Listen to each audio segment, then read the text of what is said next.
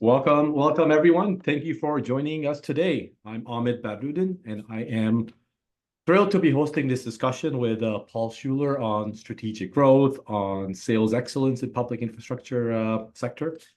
I'm just going to pull out a couple of slides to kick us off. Some housekeeping stuff. If you have any questions, please post in the chat. We'll keep monitoring that, and we will answer as the conversation goes. We will record this webinar, so it'll be available for you afterwards.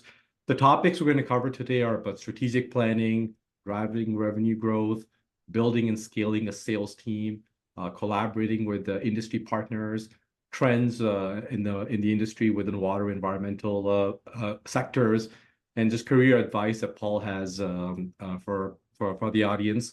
We'll also do a live and Q&A following the main topics. And I'm very thrilled to introduce Paul. He is a leader in the water infrastructure space. He has been in the space for over 20 years. He has grown a business from 200 million to 900 million. Deep expertise in terms of strategic planning, sales leadership, industry partnerships. So we've got a lot to cover with Paul, but I'd love to just start off by having Paul give the audience a sense of his journey, how you got into the water space, what are some of the roles that you've had over the years that's really shaped your career. Sure. Thanks, Ahmed. And thanks for having me on this. This is going to be a lot of fun. I'm looking forward to it. So my water story is that I really wanted to be an astronaut, right? So I went to university, went to Virginia Tech to major in aerospace engineering. And my freshman year, which tells you how old I am, my freshman year, the Space Shuttle Challenger exploded. And I got out of aerospace engineering, went into civil engineering after, discussions with my family. And they said, civil engineers will always have a job. We always need roads, bridges, water. And so at Virginia Tech, I took a class in water and wastewater engineering, and I thought it was amazing. It had chemistry, biology, physics, math, and had purpose too, really focused on cleaning the environment. All these are all things I find fun in life. And so I went to work in the environmental engineering lab there, and kind of the rest is history. I got hooked. After grad school, I went, believe it or not, straight to Carollo Engineers, where I work now. I worked there for roughly 10 years. And I went and got an MBA because I really enjoyed the business piece of kind of environmental engineering.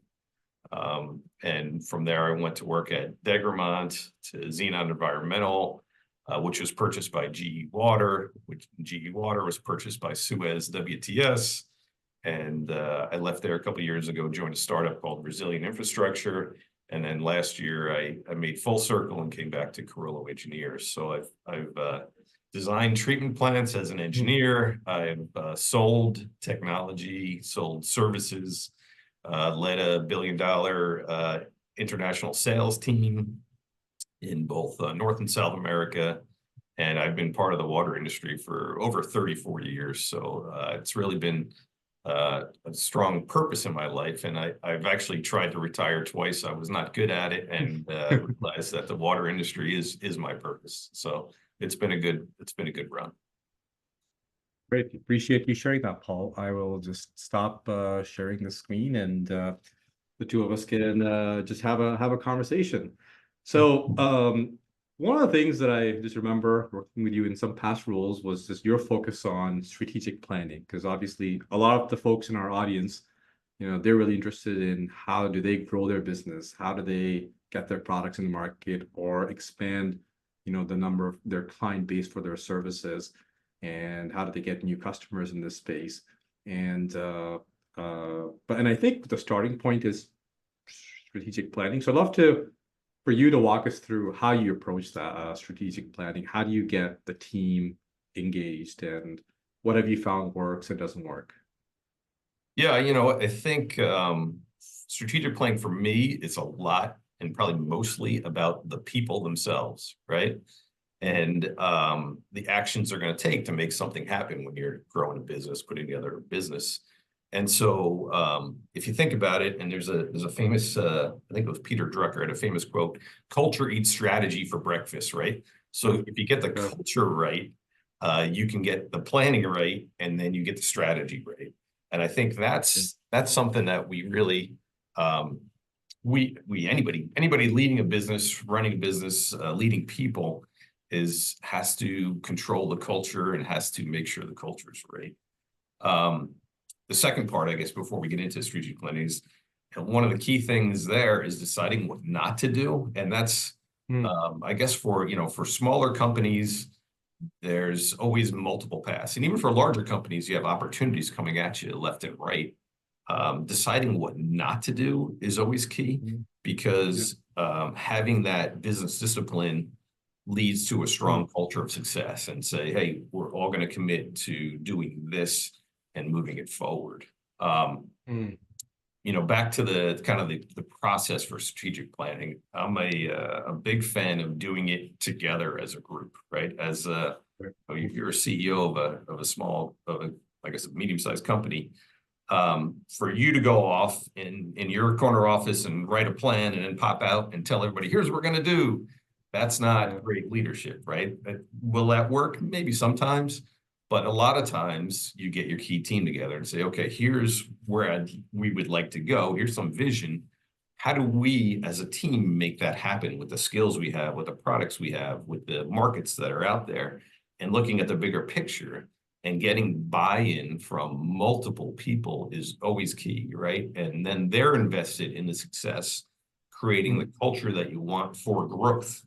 And I think that the level of trust between the teams becomes stronger, and a stronger team that trusts each other can make mistakes. They can try different things. They know they're going to fail certain places, but with the team as a team, you have each other's back and really kind of move things forward. And so I think, engaging the team early, getting them get involved in the plan, getting their emotional buy-in even, right? Not just kind of the, hey, I'm an engineer, here's my plan, here's my spreadsheet. It's, how do I feel about this? Do I have ownership and move it forward? So that's kind of some quick things off the top of my head around strategic planning and how to be successful, because I've seen it be successful and I've seen it be not successful. Yeah. And there's lots of mistakes you can make, and I think focusing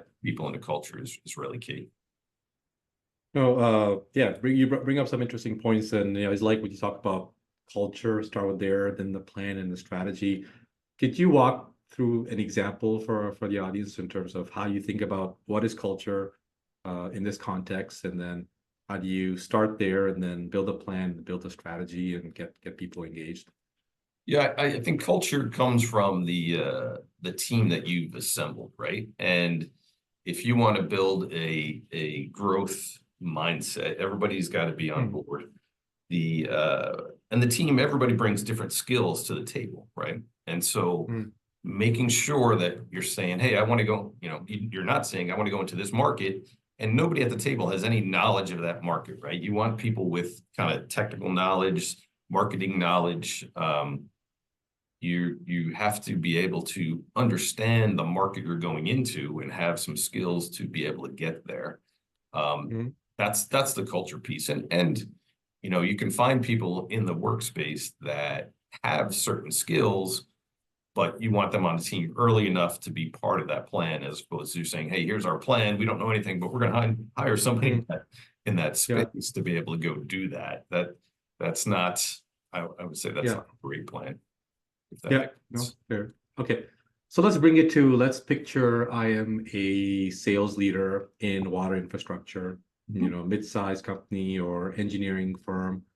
Let's pick maybe for this scenario, a medium-sized business. So how do I get started? Because I'm, let's say I'm a sales leader, I'm tasked with a big goal, maybe it's assigned by the board, maybe it's by executives. How do I get the team going? How do we get the culture right? How do we get the sales guys involved? Yeah, so team, I would say. So let's talk about sales teams. One of my favorite topics. Mhm. At most of the companies I've worked at in the past, we really took a technical approach to selling, right? And so having technical people that can provide value to the customer, that Mhm. understand your product and then can translate that into simple language to show the value to the customer. And so I think that kind of, and I think our industry does that fairly Mhm. well, right? Have technical people talking to other technical people. Um, Mhm. with, the support from, I would call the super technical people, the product managers, the people that know, what the product can do.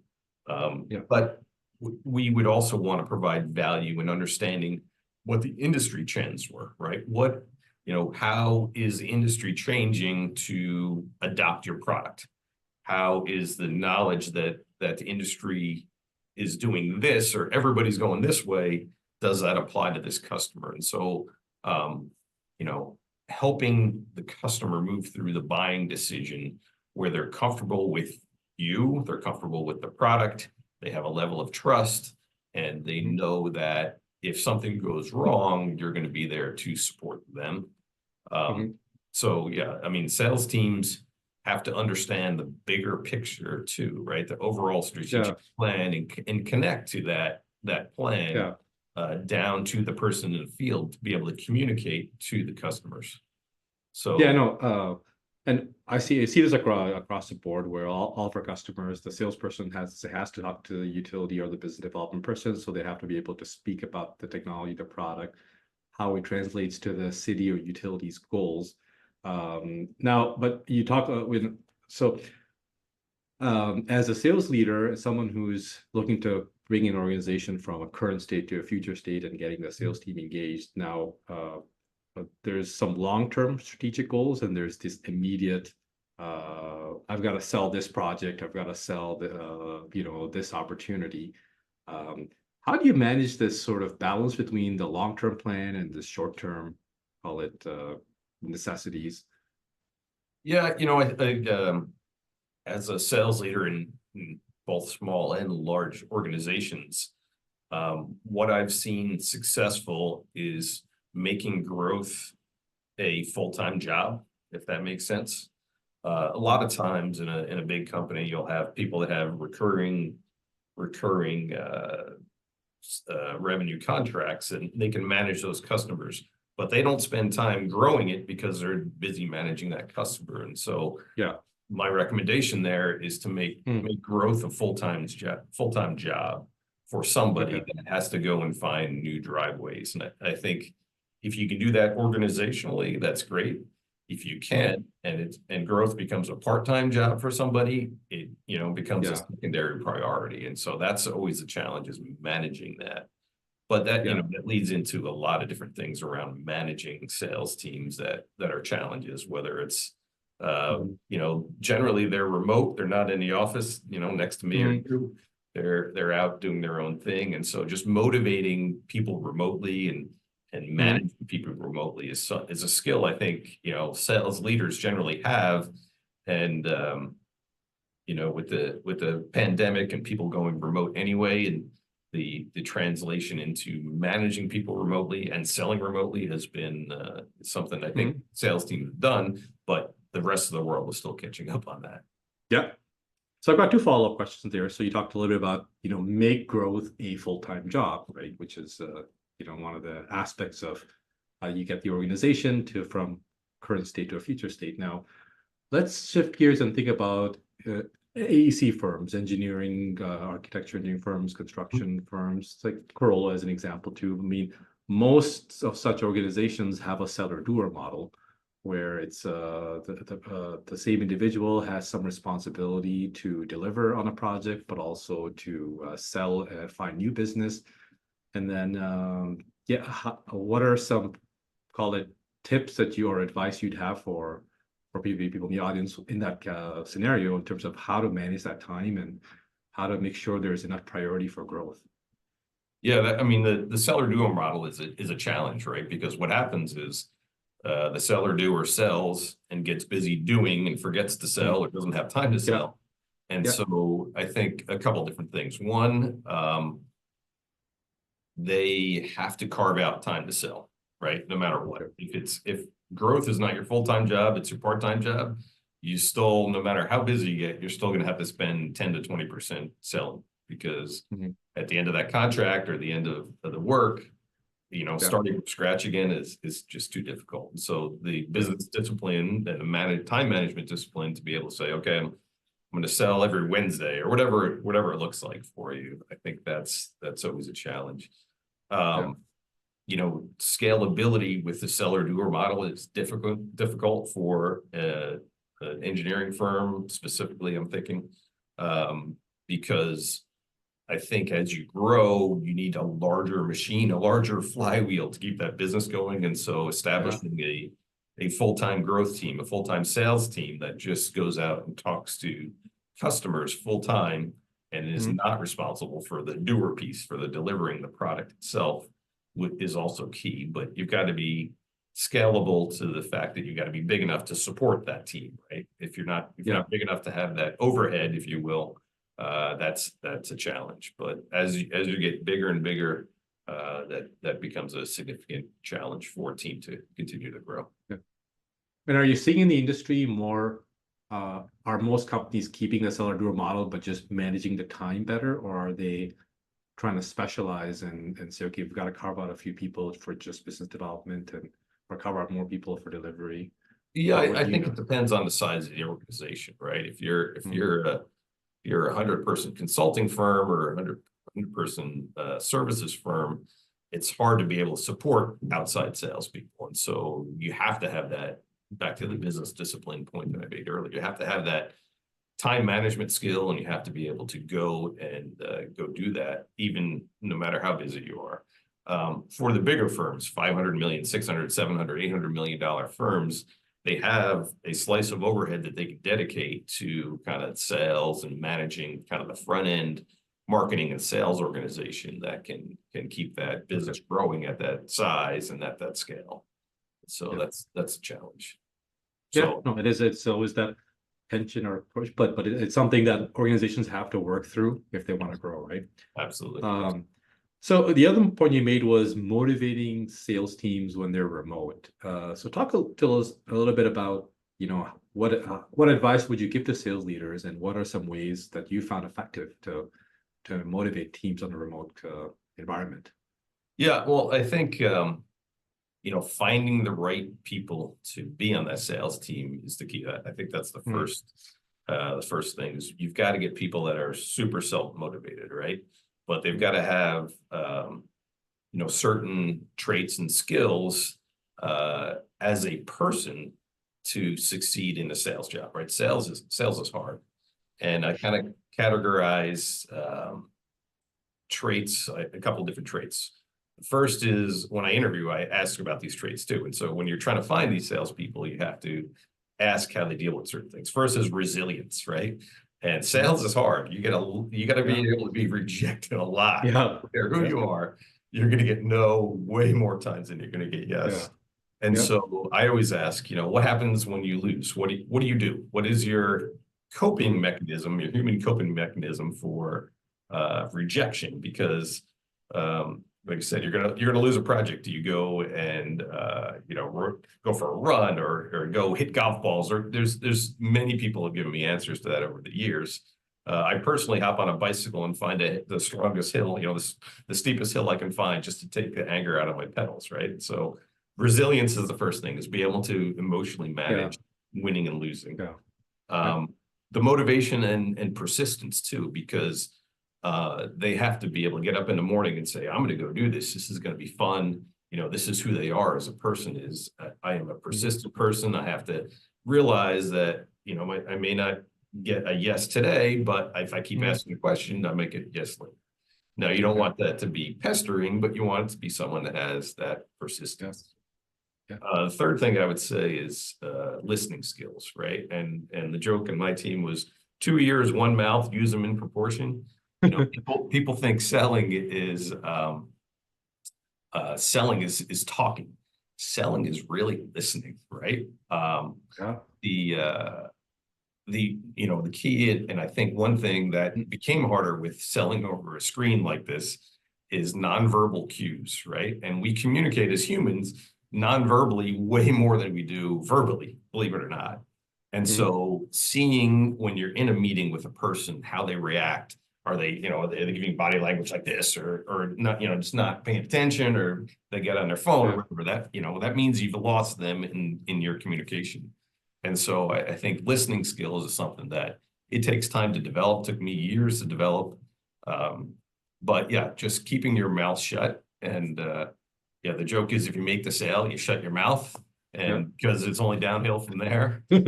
So listening skills, I would say, is a third thing.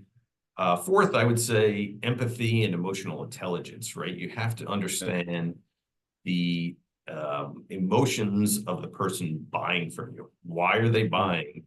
What is a win to them when they're excited about something? What is it? Is it that they don't have to worry about things? They can sleep better at night to help their family, or whatever it is.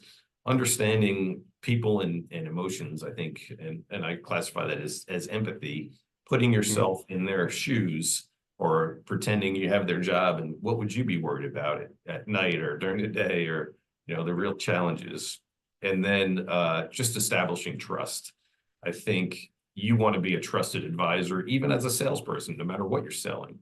And so you have to do what you say you're going to do. You have to listen when they ask you to do things, and do them and get them done, and just really establish that you're going to be there for them, no matter whether you're selling a service or a product, or a widget at the end of the day. So no, great advice here. And one thing I was noticing was that the number 2 topic that the audience voted for was scaling sales teams for growth. Okay. And as we've kind of gotten here, and you laid out some of the characteristics you look for, what would you advise people in terms of how to find these, the right people? Because you said it starts with culture, starts with the right people. And so how should a sales leader in our industry look for the right salespeople? Yeah, it's funny because one, I think as an industry, water industry as a whole, we're going through workforce challenges, right? We've got too many people retiring, not enough people to fill those seats. I think my history of getting salespeople is to find emotionally intelligent people. I think that's probably of those categories I just gave it. If you can get somebody that kind of understands other people really well, I think they will be a successful salesperson, assuming they get out of bed in the morning, motivated, and all those other things. And so I think that's the first thing. The technical piece, I believe, can be taught. As long as you have, I don't necessarily always say you have to hire engineers to sell engineering, or you have to hire engineers to sell technical products, but the technical piece can be taught. And, the people that were not engineers that I hired over the years, you would add an engineer to their sales call or whatever. And it's easier now with teams and things like that. So you do have that technical support that when the customer asks a question around, something they don't understand or beyond their ability to technically supply the answer, they have someone there and says, well, here's how we think about it, and here's the solution for you. So then, making sure, and this is kind of a variation of kind of an answer to you, but making sure your team looks like your customer, which is kind of a funny thing, because when I started in the industry almost 35 years ago, it was all old white dudes that look like me, right? Room full of men, right? And so and now it's totally different. It's people from all over the world, all races, colors, from everywhere, women, men. And so making sure that when you're selling, you bring the right people to the table. So you're not just making things strange and not listening through the proper views. Keeping like there's no friction, right? So you have the customer has a good journey and experience working with your organization. So that's, I think it's a pretty interesting set of criteria. Any advice around where should some of these sales leaders look for in terms of how to recruit and grow their teams? What are the channels, sources? Yeah, I I mean, mean, water industry, I feel like is also one of those industries where people come when they're in the industry. But I'm just curious what advice you might have for some of the sales leaders here. yeah, I think I've taken people for that have worked in the field, right? Field people that understand exactly what is being constructed or serviced. Been successful there. I've taken people out of product management that understand a product and brought them over. I've taken people out of consulting and brought them into Mhm. sales. Um, so I think you can take them from everywhere, but to me, it's about the person. And again, my first question is, what do you do for fun? How do how do you motivate yourself? What do you do when you fail? How do you listen well? Give an example where you listened well and heard something that was not stated by, somebody. So just having, I guess, good human interaction skills, I think is key. But Mhm. don't underestimate the nonverbal cues skills too. Yeah, yeah, I really think that's a key thing that some people are yeah, good at, some people are not. yeah. So let's say, you took someone who was a consultant or a product manager or a field engineer and now brought them to sales. What are the top steps or journey look like from the person being at that point to being, call it a more ramped up sales or business development professional? Yeah, no, good question. I think the start would be understanding the bigger picture because sometimes people come into sales and they think it's one thing, but it's Hmm. not. They have to understand what we're trying to do as an organization, Hmm. as a specific sales team, depending upon their job, what they're selling. So kind of big picture training. Second, kind of technical training around the product or service that you're selling, how it works, how customers apply it. Third, kind of marketing training on here's what the world is happening in the biological water treatment or whatever it is. Here's what's happening in AI, in your world. Hmm. Making sure they understand that big picture, and then kind of getting them involved in the process of selling, right? So actually training them into selling. Here's where you do your inquiries. Here's the open-ended questions you ask. Here's how you think about when a customer says, "Oh, I can't do that because of this reason." You say, "Okay, Hmm. have you thought about it this way, or do we need to get other people on board with this?" Kind of understanding the sales process itself. I think that's Yeah. key. And then you have to get them all trained up before you send them out, and then you make sure they succeed. And that's the other thing I always tell people when I hired them into sales was that my job is to make sure you succeed. I'm not here to help you fail. I'm here to help you succeed. You're going to make Hmm. mistakes, and when you do, I have your back. We'll solve the problem. But at the end of the day, I need you to succeed, right? So Yeah. And what have you found where scenarios where that transition works and when that transition does not work? And any, overall themes or lessons? yeah, I think pretty quickly whether that person's going to be successful. Yeah. Um, when you see how they communicate, when you see how a customer responds to them. Mm. I think being on a sales team, you get immediate feedback on results too, right? Depending on how long your Yeah. sales cycle could be. Yeah. You're one of the few people in a company that have numbers that back up your performance. Yeah. Um, Very results so driven. I think there's something to be said there. Um, and there's other people that say I come back and they say I can't do this, right? It's too hard on my personal life. There's travel and Yeah. weekends, and it's a tough job. Yeah. Um, People just say, this is not for me. I'm not comfortable in front of a crowd. I'm not comfortable standing in front of 50 people and talking 3 times a week. Like, Yeah. or it's too Sure. stressful. I don't like the stress So, of having a sales number hanging over my head. hmm. And so, So they somewhat self-select themselves out in terms of if it's not a fit for them and their yeah, aspirations. but I think as a sales leader, you have to manage them properly anyway, right? So you have Mm. to know if they're consistently doing the right behaviors that will result in success, or they're consistently making the same mistakes over and they're not learning. And I think that's as a manager of people, um, as you do or any of us do. I think that's an important thing is to make sure that your employees are thriving and they're getting better at what they do, and you're seeing that improvement. Because if you're not, you should either find them a different job or they should find a different job, one way or the other. So. Yeah, exactly. So we got a question from Jonathan Mills, and it says, "Is Paul leveraging AI in business development?" So if you could just do a real-time interrupt and get your thoughts there. Yeah, I think there's a couple things that we're seeing in the AI world that, as in my current job, I sell expertise, right? We sell engineering expertise and support to municipal and industrial clients. And one of the things that I think AI scares us about is just the putting things in a public domain, right? Because we're made up of ideas. We don't want all our ideas in the public domain. And so establishing ways to limit AI on your knowledge itself. And we're seeing other organizations, I'm involved on the board of the Water Environment Federation. We're developing policies around AI specifically because it can be used, misused, the issue around public domain and knowledge in that public domain, or even, open meetings versus closed meetings kind of things. There's lots of issues there.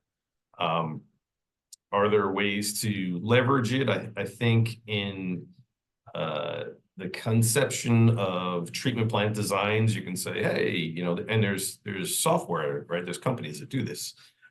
You can say, give me a treatment plant that looks like this, and it kind of lays out some preliminary designs, which is kind of cool.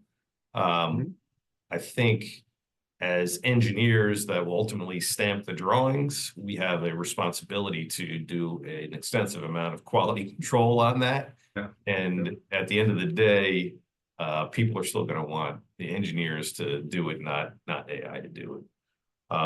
Are there ways to do business development with AI? Sure. I think everything from collecting information like you do to developing proposals based on our ideas to, the simple things like taking notes in a meeting, right? Where you can pay attention and it takes notes for you. You just have to be careful of who can access that, or if Microsoft gets hacked, does all your information go out to the world? Those type of things. I think there's a lot of privacy and access issues around AI that we as society haven't figured out at this point. Oh yeah, yeah. But those are kind of the quick things off the top of my head around AI.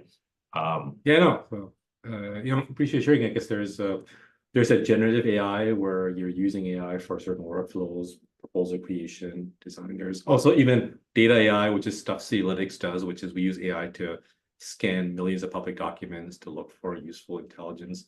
And I think over time, there's also going to be what we call agentic AI, which is, there's AI now to call and to email. And I think that's the part that's going to, over time, create a lot of noise in the space, because you'll have AI talking to AI. And so I think we're just living in this interesting time around AI, and we have to just keep on top of it. And but I'd say overall, would you say that companies should be thinking about adopting AI, or should they be trying to stay away from it? Or what would you say a philosophy, if you want to leave the? Yeah, I think it's coming no matter what, and guiding it to how it works for you is the way to go. The lead generation and all that kind of stuff. I think if you've got a product or a service that everybody can use, you try to access everybody, but I think there's other laws around sending out spam emails and things like that, especially European Union and Canada and the US have some laws around it. But I think we all need to be looking at a tool and thinking of it as a tool for the job that we do and to use it better. Yeah, definitely. For sure. Okay, so we got another question came in from Ahmed Badruddin, and he said, what are the differences and similarities between sales strategies for companies in various stages of growth and size? So maybe to answer that, we could segment this by, we draw a bit of a real-time matrix. Engineering firms like Carollo, maybe vendors and manufacturers, and then call it small, medium, large. What do you feel like is this common across their sales strategies to grow, and what apply to just the large companies versus the smaller companies versus a disruptive startup versus a medium-sized business? Yeah, I'll start with the just writing these things. Start with the commonalities, right? At the end of the day, no matter what you're selling, you've got to establish a level of trust with that customer. You've got to establish that there's a value in what you're selling to that customer. And so the commonality of the kind of the human connection of here's what we're going to do and here's what we're going to do for you and here's why you want to buy from us, that's the commonality. If you're a startup, you know, your problems are getting the word out on who you are and what you do. If you're a larger company, your problems are what product do I emphasize here when I'm trying to sell something? So two different ends of the spectrum to Ahmed's point. If you're a medium-sized company, you've got both problems, right? Getting the name out and trying to decide, are you selling the right thing? And so that's the challenge in managing that, of saying, okay, this year we're going to focus on this, and creating not 15 priorities. You got to create 3 priorities and say, we're going to do this year. So I think that's the key, is to really managing those priorities depending upon who you are. But each one will have different tactics. But again, even at a large company, if you have 50 products, you're going to have new products that you're doing startups on it. So you can act like a startup where you say, okay, let's get the word out, right? How do I publicize this? How do I get people talking about it? How do I get the first installation? How do I get a customer that's the super fan? All those things are key for a new company and sales growth, whether you're a large company or a small company. It's just a matter of focus. Yeah, no. And then I guess it also comes back to the first topic around strategic planning, where they all have to decide what is my plan and what I'm going to focus on, and get the team aligned behind it, which is to your point, one of the commonalities. And then the specifics change by size and scale. They do. And how you get the word out. But at the end of the day, it's still starting with something that's an idea that becomes a product or service that you're trying to provide value and solving a problem at the end of the day. Yeah. So now I got a question by Anthony Desovich, which is, how does a large organization manage and rationalize the true sales pipeline? Which is interesting, because I wanted to get to sales pipeline, because that was actually the #1 ranked topic by the live audience here by far. So we could spend a little bit of time on sales pipeline, but let's start with Anthony's question. So how do you manage and rationalize the true sales pipeline? That gets down to the fundamental issue of does management understand sales, right? And what does that pipeline have to look like to be able to hit your sales goals, right? And so, certain parts of the business, in a big business, like a Veolia Suez or a GE Water, if you're going to be $100 million business around this product, you may need a 10 times pipeline and $1 billion pipeline, right? And the executive team a lot of times didn't understand that. They always thought it was, sales is always a gray area on timing, on go, no go. Like, there's so many factors in the process of sales.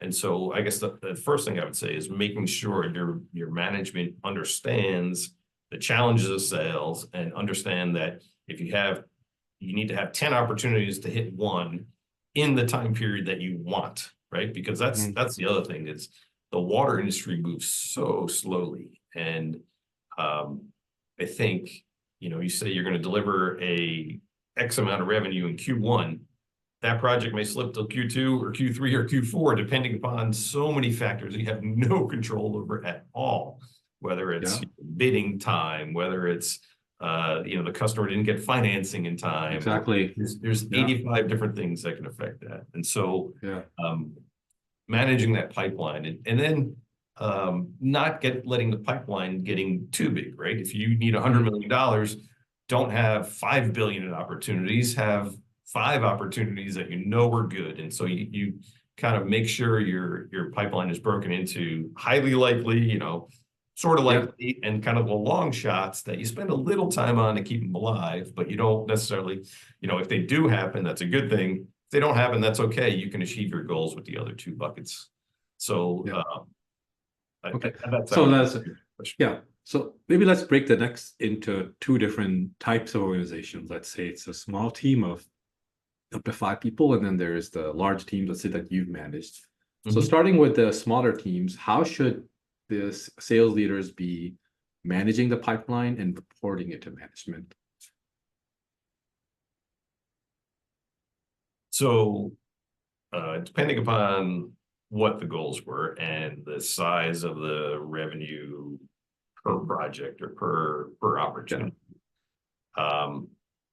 answers a lot of that. Because again, if I'm a 5-person company that has a $5 million revenue goal, I still need the world to know what I do, but I only need, $1 million customers to be able to achieve that booking goal, if you will. So really focusing on the high probability ones, and maybe your pipeline's only 20 opportunities as opposed to 100 opportunities. Because I think what you're really asking is, how do we avoid all that noise of having hundreds and when we really only need 5 at the end of the day?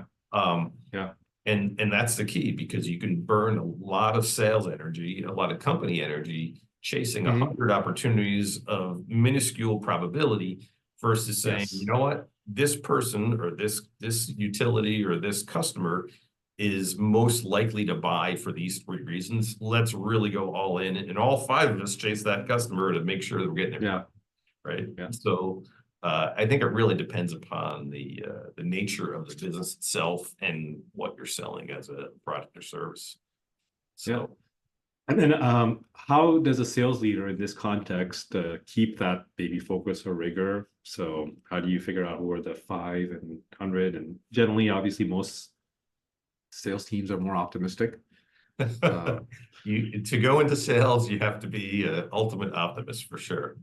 I think regular discussions, me personally, if I had a key project or opportunity in the pipeline, I would want to put my own eyes on that customer. I would want to go have dinner with them one way or the other, really kind of understand that the process, understand their process, understand their buying influences, understanding their roadblocks to purchasing, and seeing if there's anything I could do to eliminate some of those roadblocks. And so I think as a hands-on leader, that's key, as opposed to sitting in my corner office and say, hey, how come you haven't closed? That Got it. There's no value. Hands-on sales leadership, work with the team directly. Now, maybe shifting a little bit, what about from a perspective of sales tech and sales data? Because one of the third topic was, your thoughts on sales tech, so CRM and whatnot. What advice do you have for large and small organizations around CRM adoption, implementation? So, I mean, this goes back to the AI thing, but if you see what, Salesforce and the other CRMs that are out there have done to make sales automated, tracking, allow you to look at the data to make good decisions, knowing, just analyzing the last 4 years of sales. Who did we sell to? Why did we sell to them? It can really craft your overall strategic plan going forward. And so, 1, I'm a huge fan of CRM.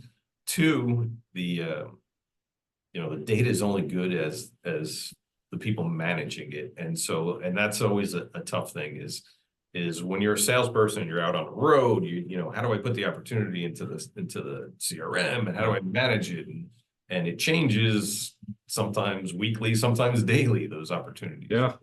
And so managing that data, but the better you can manage that data, and I would encourage any of you to have CRM. If you don't have one, get one.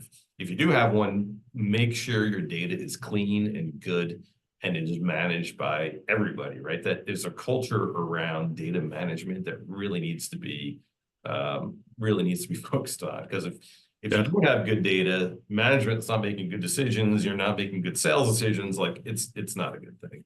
So I think the culture around keeping that going But there's there's applications of AI on your data that are really kind of going to change the focus of what you do and how you do it in the future, depending upon your company itself. Yeah, awesome. All right, so wanted got a couple more topics. One, I wanted to just touch on industry partnerships, right? So being in the industry for a long period of time, one aspect obviously is having a sales team, but I also think a critical part of growing an organization is having partnership with others, whether it's channel partners or, that's in manufacturer, maybe it's OEM relationships or consultant engineering relationships. So tell us a little bit about how you've over time formed these long-lasting relationships in the industry and how that's good. Sorry, go ahead. Yeah. I would say the first thing is, and my approach, people that know me, is always try to negotiate win-win, right? Understanding what their win is and understanding anytime that you win together. That to me is the key, right? So partnerships in a sales organization could be anything from third-party sales reps. Many equipment suppliers that you work with, they have third-party sales reps, and those relationships are kind of long-term marriages, if you will, where you say, okay, I got to make sure if we sell something, you get paid well, everybody wins, you establish credibility, you add value to the end customer, to the consultant, to the contractor, all those things. You got to make sure you're being a good partner, because a lot of times the contract that you have is super easily cancelable at the end of the day, right? So you're constantly always trying to add value to each other to make sure that this is a win-win relationship. So that, I guess that's the first thing from a rep standpoint. From a bigger picture of partners, and even what I do now, I work with a lot of different large design build contractors, right? And I want those contractors out there talking about how well we did with them to their next customer, because we only have so many people out selling, if you will. But they have people too, right? They're out talking to customers. And so making sure that our reputation is positive with them, we're adding value to them, and then the next project that comes along, they want to work with us one way or the other. And so that type of partnership is just kind of your placement in the industry, and reputation. People know whether it's a good partner or not. Yeah, and be based on your behavior in any given difficult contract. I like to tell a story about years ago. We were selling equipment, and a contractor who was a friend at the time called up and said, "Hey, we forgot valves on this project. Can you pick those up?" And so I was like, "Oh man," I had to go back and look at finances and see if we could fit it in. I called him back late at night and said, "Yeah, we can pick those valves up," and establish a level of trust that we're looking out for each other as a partner, right? And then the next 10 projects, they work with us exclusively because they knew that if one of us made a mistake, the other person had their back. And that's the nature of partnerships, if you will. So making sure you're taking care of each other. Kind of analogous to working with the sales team directly too, right? Have their back, support them. Yeah. Same philosophy. Good management. Yeah. I guess the next thing I want to pivot towards is market trends. And as you reflect back on, your, the 30 plus years in water environmental markets, what have you seen as the past in terms of what is biggest changes, and then present in terms of where we are at today, and then what you see as the future trends in these industries? Yeah, in the past, a lot of the municipal water world that we work in was kind of designing in a vacuum with a customer, putting out a set of plans and specs, hard bidding it to a contractor, creating a setup where the contractor, if he bids it incorrectly, they lose money, they're not happy, they don't do a good job. At the end of the day, it's not a good dynamic, right? And the customer kind of loses at the end of the day. So I think the trends we're seeing are progressive design build, or different types of alternative delivery, right? So the purchase of equipment and services in one big package, bringing people in earlier to communicate, right? So you have contractors that provide construction, but they also have knowledge in that construction. They can help in the design of treatment plants, where they say, you know what, if you use less concrete here, we can do it this way, save some money. And I think that's just the wisdom of kind of making the table bigger to all types of people that have knowledge that can add value. And the same as the collaboration with technology partners, right? Bringing in a technology partner early, whether you're going to do a membrane or a UV or whatever that, bring them to the table early and say, here's the problem we're trying to solve. How does your knowledge of the world work? Or what are other people seeing that could add value to this project? That type of partnership.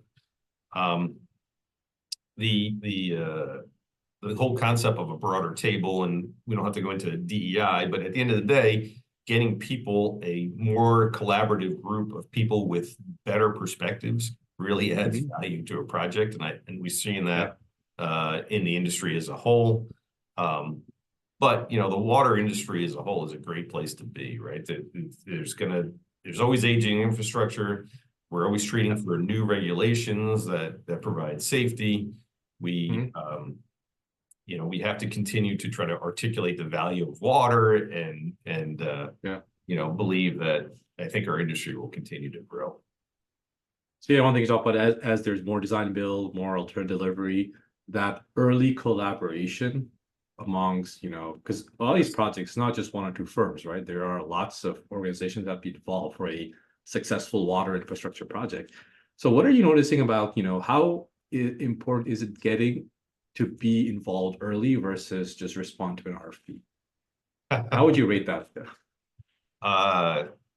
Well, many times I would tell my team if you weren't involved early and you don't have that knowledge, don't chase an RFP because you don't understand kind of the background of why they're buying or what's going on.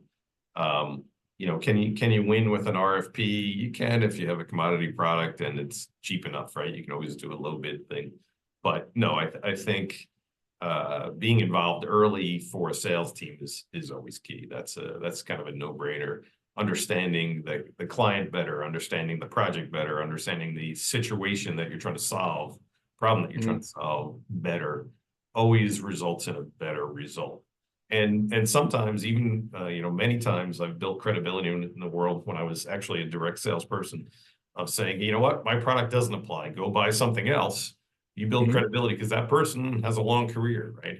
I've worked with many people I've known for 25, 30 years in the industry.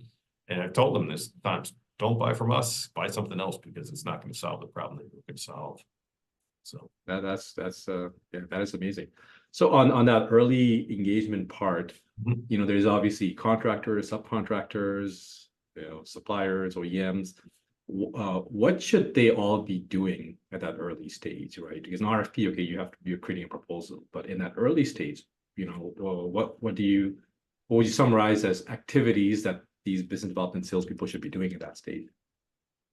One, collecting information on what's going on. Two, I would say adding value and saying, have you thought about this? Or have you seen this product? Or have you toured this facility that has the problem like you have? Adding knowledge into the process, no matter what that knowledge is, whether it's a technology, whether it's what other people doing around the world. Exploring new ways to solve a different problem, same problem with a different technology, those kind of things, just adding to the knowledge to allow that customer to make better decisions. I would say that's fundamental. Yeah. Okay. No, that's great. What career advice that you've received when you were starting off your career off that was the most impactful to you? I think somebody told me a long time ago that careers are not linear, right? You come in as an entry level and your path to CEO seems like a straight line, but it's really not. I think I would encourage people to take crazy tries at different things, try fun things. If it's fun for you, you're going to do well at it. You're going to get up in the morning, you're going to say, I'm going to go try something fun. So take the step backward, take 2 steps back to move forward with the bigger picture. Jump into the startup, but also as a person, I think we need to make sure we focus on our mental health.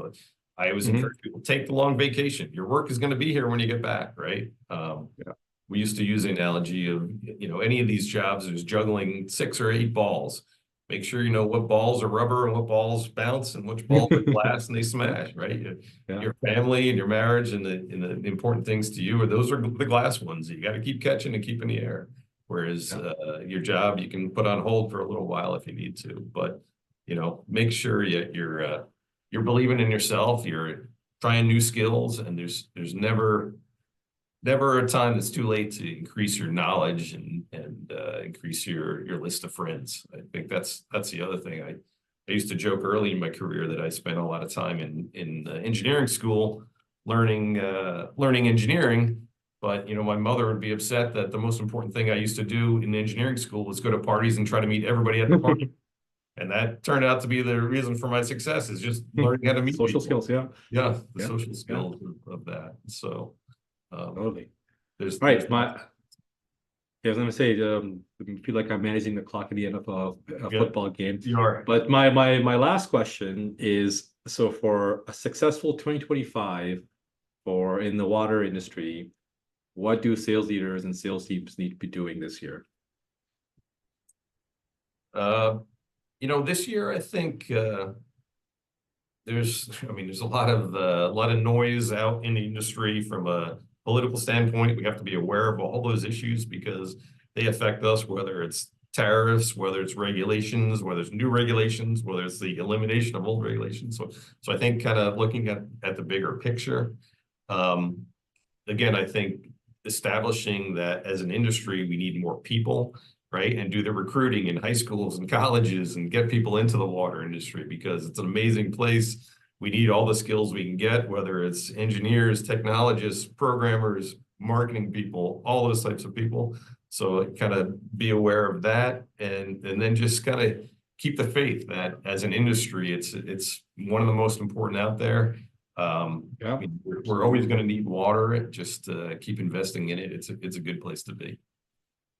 All right. Thank you so much, Paul. It's been a fantastic discussion. I appreciate all the insights and learnings that you have shared, and everyone who joined us today.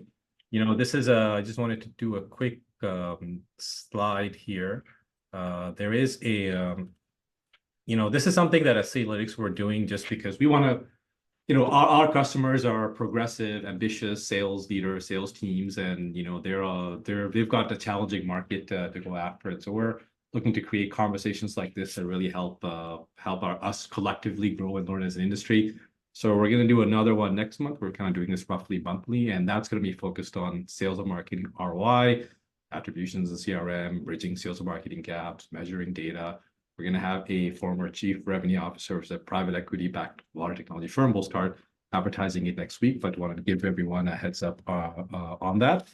And thank you, Paul, again. I learned a lot. I'm sure everyone here learned a lot too, and everyone here for joining. And I think overall, let's keep making our water industry better and better, and keep solving issues and delivering a better infrastructure for planet Earth. Sounds good. Thank you very much. Really appreciate it. All right. Take care, everyone. Bye-bye.